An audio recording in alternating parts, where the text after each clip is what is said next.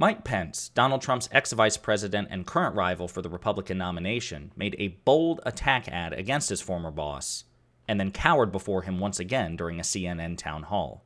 Intrigued? Then click that like and subscribe, and enjoy the video.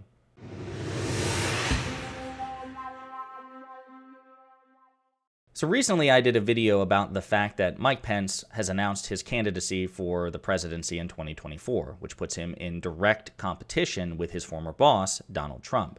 And given Mike Pence's, his obsequiousness that has presented itself over the past, 7 years in terms of his association with Donald Trump, I did not expect any sort of bold activity from Mike Pence. I thought he would cower and kind of dissemble and try to avoid any sort of direct engagement with Trump.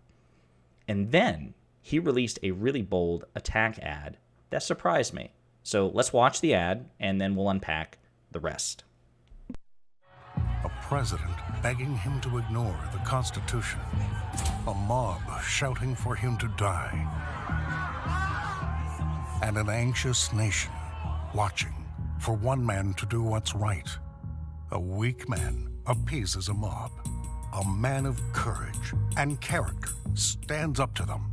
That day, one man failed the test of leadership, while another stood tall.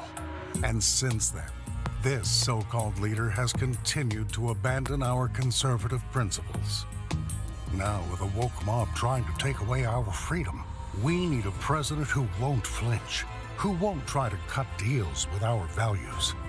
A president with the courage and the faith to lead us through turbulent times and keep America the beacon of freedom for all mankind.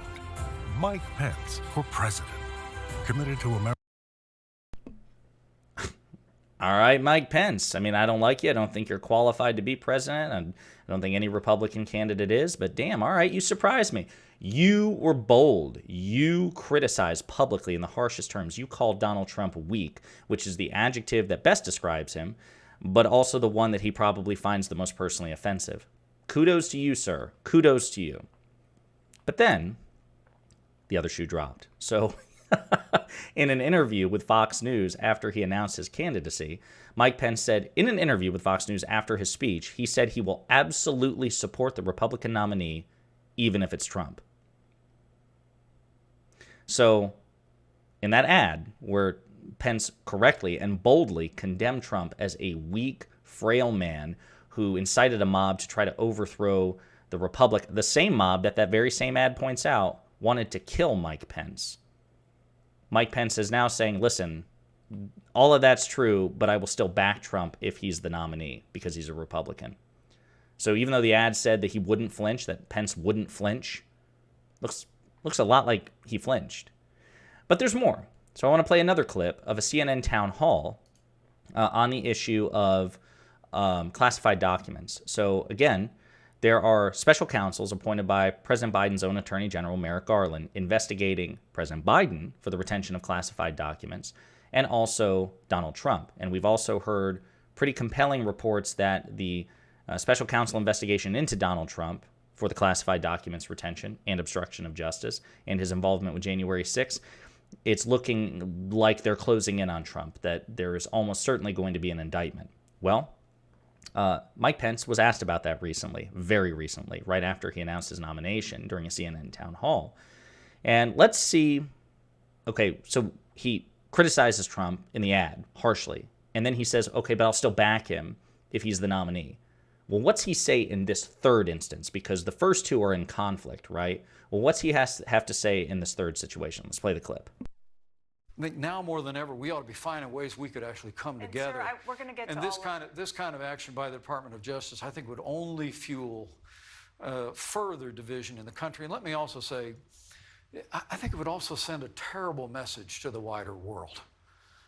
I mean, we're the emblem of democracy. We're the symbol of justice in the world. And the serious matter, which has already happened once in New York, of indicting a former president of the United States sends a terrible message to the world. I hope the DOJ thinks better of it and resolves these issues without an indictment. Sir, I just want to clarify. What you're saying is that if they believe he committed a crime, they should not go forward with an indictment? You just talked before about No, look, committing to the rule of law. let me be clear that no one's above the law. Okay. But with regard to the unique circumstances here, look, I had no business having classified documents in my residence, and I took full responsibility for it. President Biden had no business having them in his residence from when he was vice president as well. And the same with former President Trump. But I would just hope that there would be a way for them to move forward without the dramatic and drastic and divisive step of indicting a former president of the United States. We've got to find a way to move our country forward and restore confidence in equal treatment under the law in this country. What was that? What was that? That, if nothing else, if literally nothing else, that right there, that fecklessness, that cowardice, that incoherence, the profound patheticness of this man, Mike Pence, is eminently disqualifying. How pathetic is he? And this is part of the reason why I give him no credit, none, for standing his ground against Donald Trump during January 6th. That was the bare minimum. Mike Pence struggled for months. If you read any interviews, any discussions about it, yes, he said he wasn't going to help Trump overturn the election, but he consulted with one Republican official, one constitutional scholar, one attorney after another. He was desperate to find a way to justify doing it. He is a man of conscience, right? He's not a sociopath, but he's a weak man of conscience. He is a man who knows what the right thing to do is, and so very often goes out of his way, desperate to find a way to justify doing the wrong thing because he's pathetic. That almost makes him worse in certain respects than somebody like Donald Trump, who I think is a malignant narcissist and a sociopath who probably is not capable at this point in his life of comprehending all the terrible things that he does. Mike Pence is not this way. Mike Pence professes to be a Christian. I want you to imagine, those of you who are religious, those of you who are not, but are familiar with the teachings of Christ in the New Testament. Are those the words of, is that something that Jesus Christ would say basically to skirt accountability? Listen to what Pence says. Listen, it's divisive. We're a beacon of democracy. We shouldn't be indicting former presidents, even if we believe that they committed a crime, which is a counterintuitive thing, right? Because if rule of law is supreme, as Republicans and Democrats profess, and as Pence says here, no one is above the law. That includes former presidents, former Republican presidents as well. It includes current presidents for that matter. You can't simultaneously say no one is above the law, but also certain people are above the law. They are literally mutually exclusive. If somebody broke the law and the Justice Department feels that they have a compelling case to make and they choose to pursue it, that's their prerogative. That's their obligation. And by the way, for whatever extent that it matters in the interest of impartiality or fairness, President Biden is being investigated as well. And by a special counsel, an independent special counsel. And by the way, you can say, well, he might be treated differently. So what? The facts of the matter are different for Biden versus Trump. When Biden's documents were discovered, he turned them over. He didn't have to be dared or threatened or raided to do it. He just did it. And he's the sitting president. Donald Trump didn't do that. He lied to the FBI. He lied to the National Archives. He lied to the Justice Department repeatedly for over a year. Those are pertinent facts which distinguish the two things, which justifies the Department of Justice treating Pence and Biden differently from Trump. When the facts are different, the treatment which ensue from the facts is justified if it's different. So it's profoundly pathetic. And you can tell his visible discomfort. As intelligent and well-spoken as Mike Pence is, and I'll give him that, he is. He's both of these things. You can tell that he's struggling. No one's above the law, but this guy is above the law because it sends a bad message to the world. Actually, no, I think it sends a great message to the world.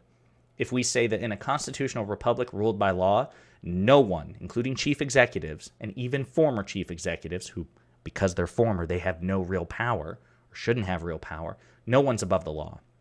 Not the rich, not the poor, not men, not women, gender fluid, not gay, straight, the LGBTQ community, cisgender, whatever. Everybody is equal beneath the law in principle, right? So sending a message like this that, hey, when you have a corrupt former chief executive flagrantly violating the law and the Justice Department, which, by the way, is comprised mostly of members of that chief executive's own party, Republicans and conservatives, when they say, yeah, we have a compelling case to make, what he did was dangerous and illegal, and we want to pursue this, and we have the facts on our side, then they should be allowed to do that. And that actually sends a really good message to the rest of the world, in my opinion.